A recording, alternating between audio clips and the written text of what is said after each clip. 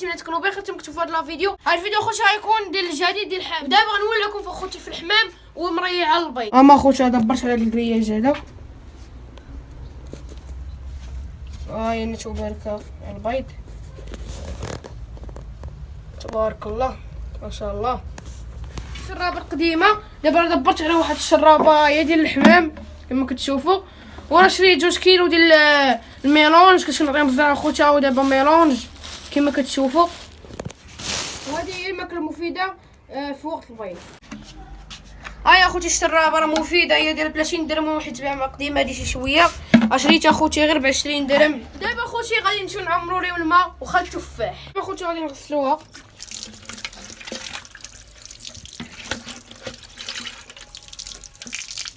نعمرها اخوتي.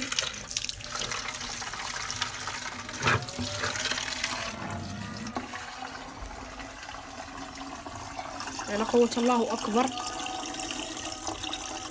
نديرو فيه خل التفاح. يلا اخوتي نديرو فيه خل التفاح.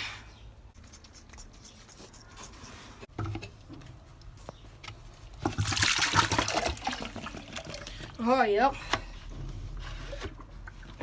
كما كتشوفوا اخوتي هاي الشرابه ديالنا.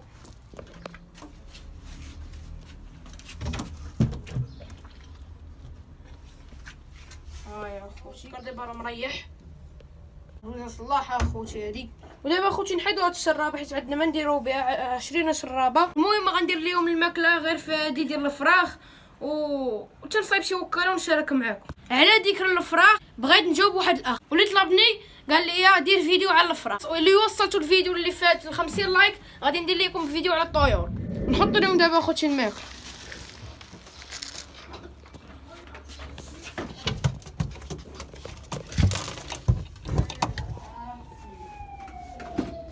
ودابا اخوتي غنجاوبكم على واحد الاسئله خليتوها لي في الفيديو اللي فات. السؤال الاول غنخلي لكم هنا: واش نطلق الحمام قبل ما ياكل ولا حتى ياكل؟ الحمام قبل ما ياكل باش يكون جيعان ويرجع يبغي يرجع لسجنته وياكل.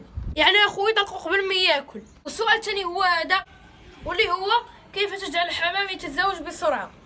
وانا اخويا غنشرح لك في هذا النت. تعرفوا هاد النت هو اللي مزوجه اليوم بيضه اللي جوج بيضات يا الذكر ديالها اخوتي كتخاشيها وتزوجت لي في اسرع وقت. ودابا اخوتي ما نخشاش هنا غنخشاها حيت دابا عندها بيض غادي نذكرها.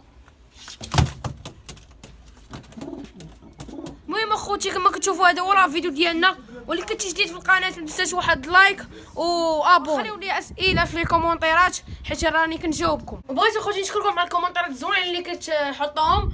يلا اخوتي بيس عليكم.